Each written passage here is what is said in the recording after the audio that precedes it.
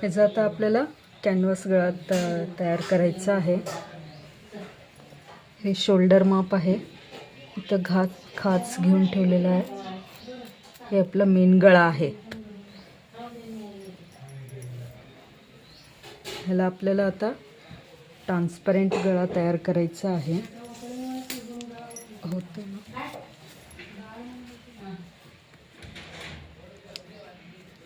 गळा मेजरमेंट 3 आहे। ह्याला पण एक खाच घेऊन ठेवलेला आहे। या प्रकारे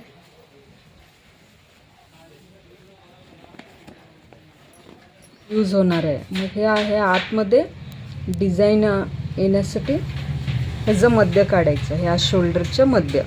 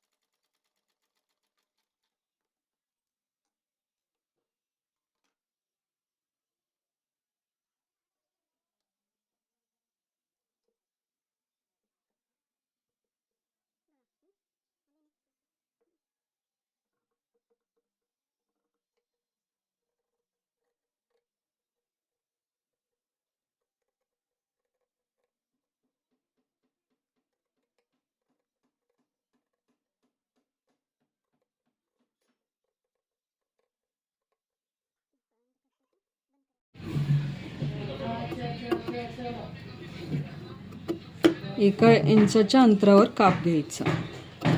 इथं कोपऱ्याला तर घ्यायचंच।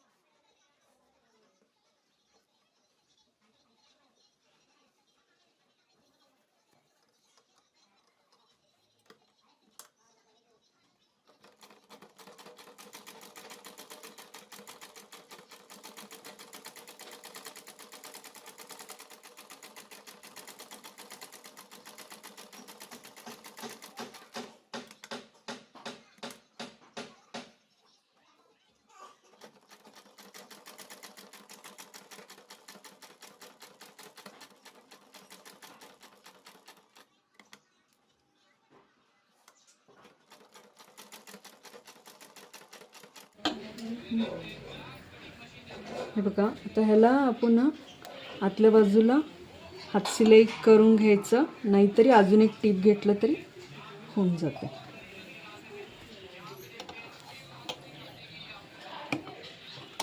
एक अर्धा इंचाच्या अंतरावर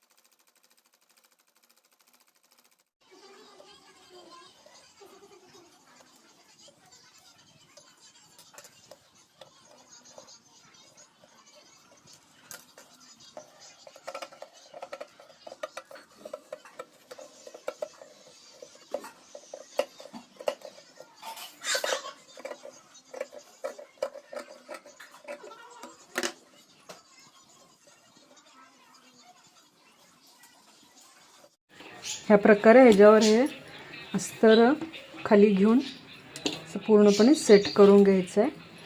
शिवलेलं इकडं आतमध्ये घ्यायचं.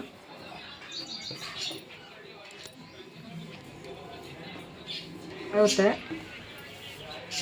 इथलं अंतर पण आहे ना थोडंफार कमी जास्त असतं, म्हणजे कट करताना किंवा बिगनर्स असतील तर थोडं त्रास होत आहे.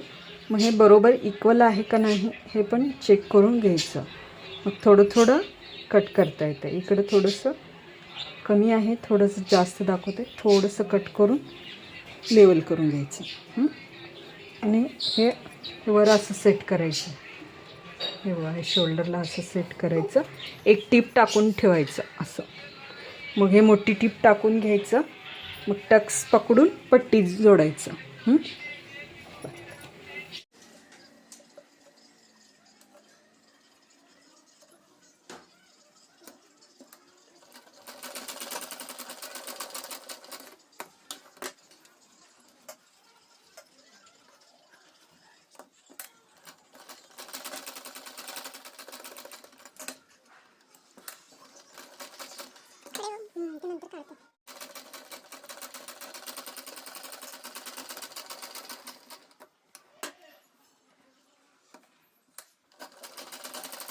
कापड आहे ना, कापडाचं पूर्ण क्रॉस भागमध्ये आपल्याला गळ्याला गोट करायचं आहे.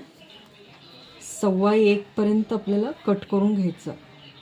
कारण बिगनर्स असतील तर थोडंफार कमी जास्त होऊ शकतो. ॲडजस्ट करून शिवायला आपल्याला सोपं पडतं.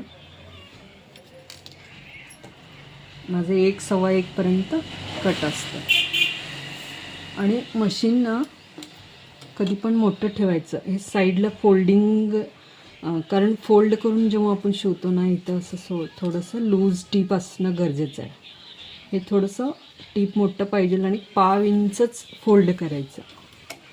आणि ते टीप आहे कडलच घ्यायचं ह्या प्रकारे.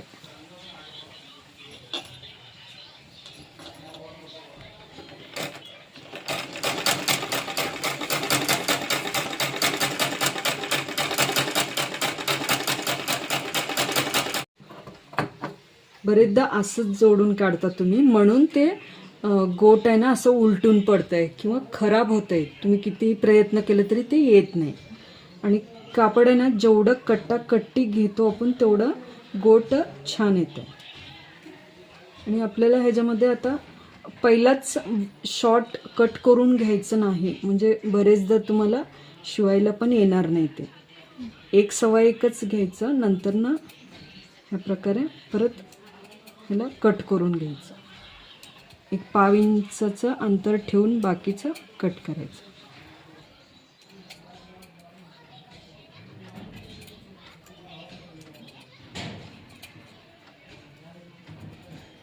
स्टार्टिंग ह्याच्या वरच घ्यायचं आहे आपल्याला.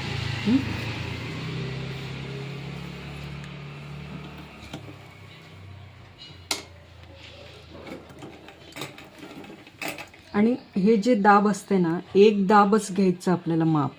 मेजरमेंट एक दाबाचं पाहिजे. बरोबर एक दाब इकडे न सोडता बरोबर घ्यायचं.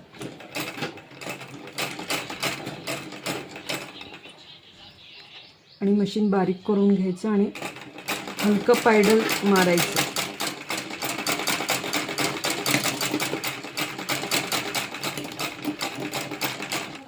हे बघा, हे सगळं व्यवस्थित शिवून घेतलं, प्रकारे शिवून घेतलेलं आहे. तर ह्याला गोट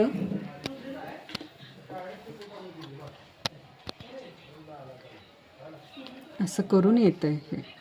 ह्या प्रकारे स्टार्टिंगला असं फोल्ड करून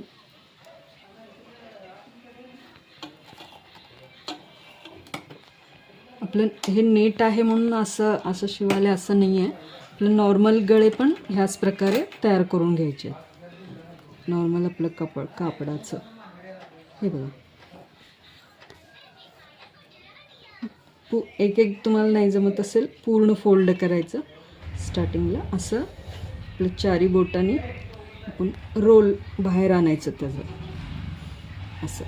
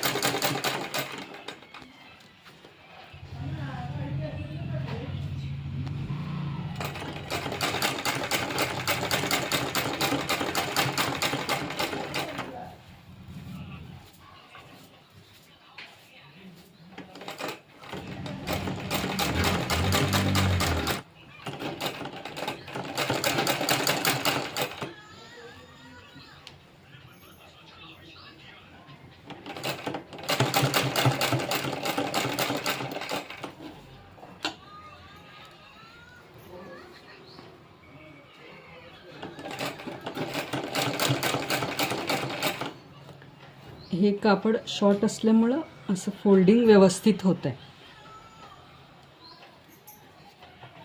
क्रीज येणार नाही.